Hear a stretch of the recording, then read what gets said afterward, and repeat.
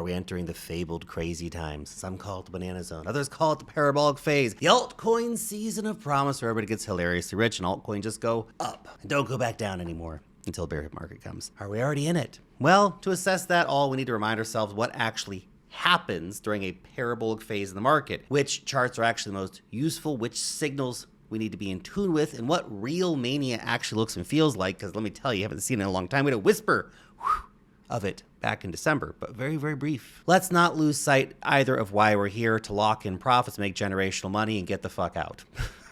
Right? So we also need to figure out how to play this, okay? The main focus as we approach the later phases of a market cycle, we need to shift towards capital preservation, not risk, right? In other words, keep your gains. Don't lose them. Don't give it all back. Don't round trip everything. Just remember this always during a bull market. You're not a genius. It's just a bull market, baby. Now let's check in with what the charts are saying. So if you weren't already bullish enough, here's one way to visualize a parabolic phase of the market. Now we got this chart from Crypto Rand. Now if this plays out, then we are currently consolidating at the first correction phase, with BTC just below $120,000. As for where the second correction phase might be at, well, there are key Fibonacci levels up at $155,000 and above that around $209,000. I wouldn't rule out a blow off top at like 250K or something like that, okay? 150 some K is probably the next major local top before a major consolidation, which could last months before blasting up for the final round in the market. Let's also take a look here at the crypto total market cap, which tapped $4 trillion the other day, but how high can it realistically go this cycle? Well, back in January, Matthew Sigel at Van Eck highlighted a $225,000 Bitcoin price prediction that implied a possible $10 trillion crypto total market cap. If Bitcoin's about half the market, it'll be worth around $5 trillion at that point. All the altcoins are worth around $5 trillion, which is way more than they're worth today. If you zoom out on a log scale, total market cap can be seen as progressing in a huge multi-year channel, and $10 trillion by year end is basically within range of that. Well, this view from Ash identifies total market cap as now being in the final phase of an Elliott wave pattern, okay? Playing out over months to come. And here's the thing to remember: that parabolic final phase of the market is kind of marked by everything just going effing nuts. ETH, altcoins, meme coins, NFTs. Somebody swept a bunch of crypto punks, like millions of dollars of them yesterday. That's interesting. So we need to look at signs for this starting to occur, and it's kind of starting to happen, but quietly. We're far from mania phase yet. Take a look at the total altcoin market cap. That's everything except Bitcoin and Ethereum, okay? You can see that it's knocking at the previous all-time highs. Breakthrough here, and whew, we take off for real. Now, before I break down the total two for you, which is very interesting, get that in just a second. Guys, if you're trading these cryptocurrency markets, check out OG Crypto Exchange, Femex. I've literally been trading over there for years. They got your deep liquidity. They respect your privacy, no KYC. You might need a VPN in some cases, and it's available to anyone, anywhere. Okay, pretty cool, right? Here's the deal. I mean, they got the usual, $30,000 in deposit and trading bonuses. So if you're trading a lot, depositing a lot, you're gonna get up to some crazy amounts of bonuses. But here's the real kicker. When you use my link exclusively right down below here, you're gonna go straight to VIP level 2. What's that mean? That means that you're gonna get 50% discount on your spot trading fees and a 40% discount on your futures trading fees. If you're trading a lot, you're a scalper, you're a day trader, you know how much that adds up. You know how much you're going to save by those kind of fee discounts, okay? Link right down below. Go check it out. Thank you very much. Now let's look at the total two, okay? And the RSI. So this is all the crypto coins excluding Bitcoin, okay? This includes Ethereum. As you can see, it's repeating its pattern from 2017 and 2021, right before the market. Both times went absolutely completely effing bonkers, okay? We've also got Bitcoin dominance plummeting currently, with momentum remaining strong and ETH now taking the lead. Solana's catching up. XRP's broken out to new all-time highs. In other words, exactly the kind of market structure required for altcoins to run hard, because everybody look at like XRP and ETH think, damn, I missed the move. I need to buy other shit farther down the market cap. Here's a key point too. The fundamentals for Bitcoin are super strong, giving us a firm base we need for liquidity to flow towards ETH and altcoins, and for people to start moving out further along the risk curve. And you can see, if you check this list of top signals compiled by the guys over at CoinGlass, the warning signs, none of them are flashing yet, saying that we're near a top, okay? So according to all the indicators, Bitcoin has a lot of room left to run.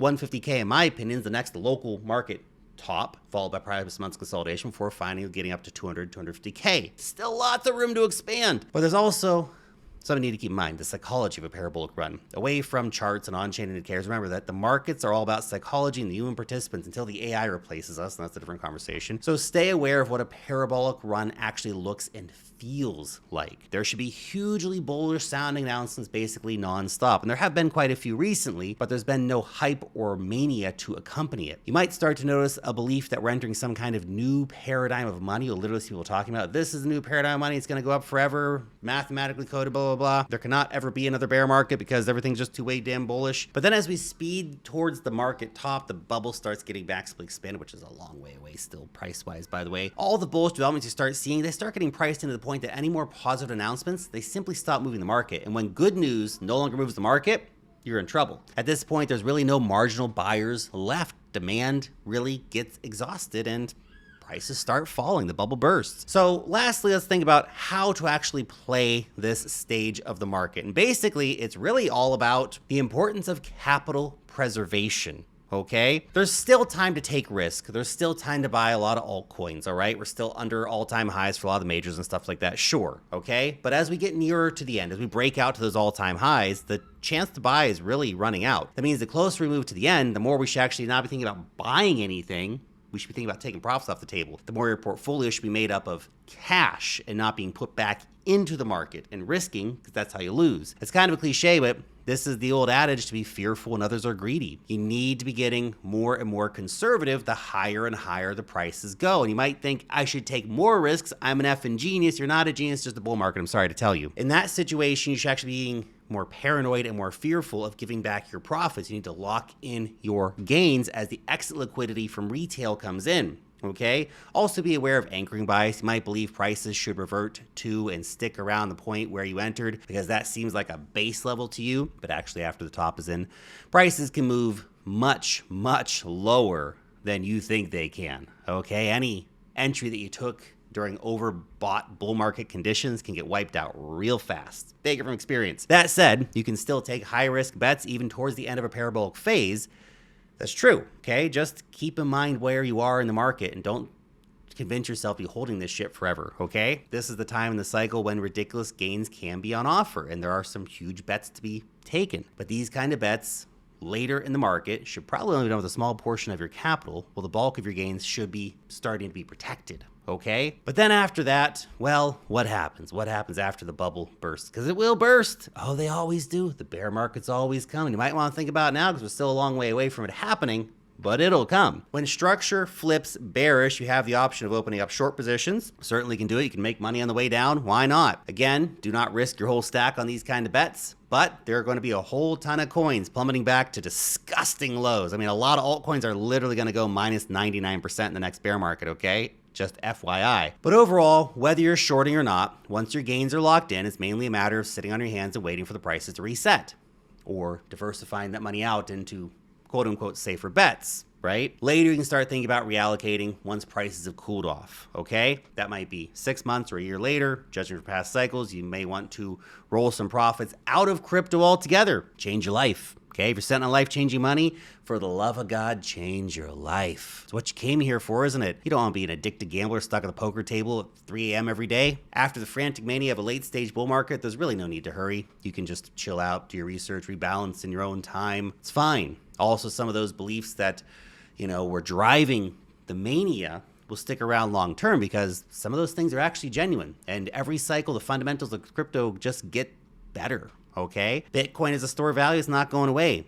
Ethereum as infrastructure for RWAs, Solana as the meme coin casino, all this kind of stuff. It's all legit, but it's better to buy or DCA when there's a post-crash reset, not at the cycle top. If you buy at the cycle top, which a lot of people will, you're either going to lock in massive losses or you're going to be waiting, well, a few years before you get in profit again. And that is a painful process that you don't want to sign up for, okay? Be honest with yourself. Take off the rose-tinted glasses. We're not here to marry bags. We're here to make money. And there's still opportunities. There's still a lot of stuff that's looking rather juicy and attractive at these levels. The prices won't last forever. The opportunities to buy won't last forever. And while we come closer to a parabolic phase, which we haven't really fully entered yet, we've got a heat up that says we could be heading in that direction, but the parabole hasn't really started yet. Once the parabole gets cooking, it's late to buy, and you should be positioned and then be preparing to sell.